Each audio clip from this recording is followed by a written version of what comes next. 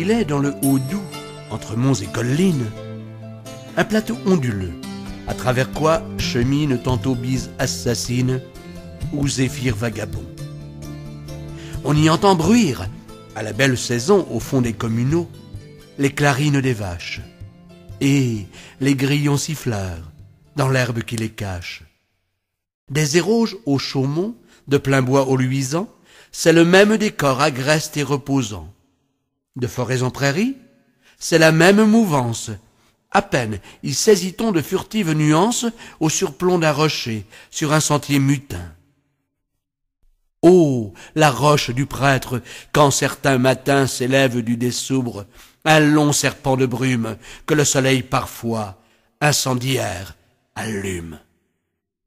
Et la grotte aux voleurs, brigands de grands chemins, qu'investissent encore d'aventureux gamins, habités de hauts faits, tous extraordinaires, dont ils sont les héros, plus ou moins téméraires.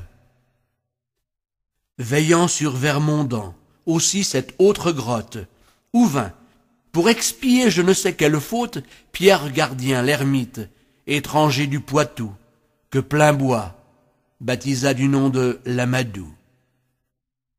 Et la Queugne, blottie comme dans un écrin, et la roche Barchée, le château sarrasin, dont les ruines toujours frémissent sous le choc de Soudard, s'escrimant et de taille, et d'estoc. Et Sainte-Radegonde, à son roc adossé, humble contemplative, moniale esselée.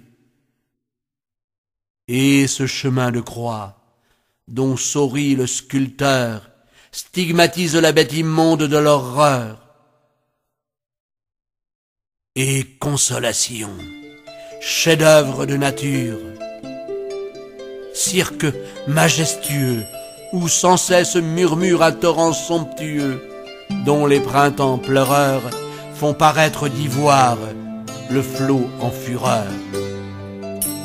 Oui, Consolation aux camailles de verdure, quand maître incontesté dans l'art de la parure, automne passemente, ineffables accords de blond fauve, d'ambré, d'ocre, de rouille et d'or. Des villages épars, aux riantes fontaines, pour jamais délaissés de Marie-Madeleine, la belle désormais n'a pour quérir de l'eau nul besoin d'y venir, pas plus que son troupeau. Voilà le Val-de-Veyne brossé à grands traits. Voilà pour toi, l'ami, esquissé son portrait. Depuis que l'Espagnol a quitté la comté, qu'à son royaume Louis le Soleil l'a hanté, on y vit à la fois et français et comtois, sans renier son accent. Ah ça, nenni ma foi.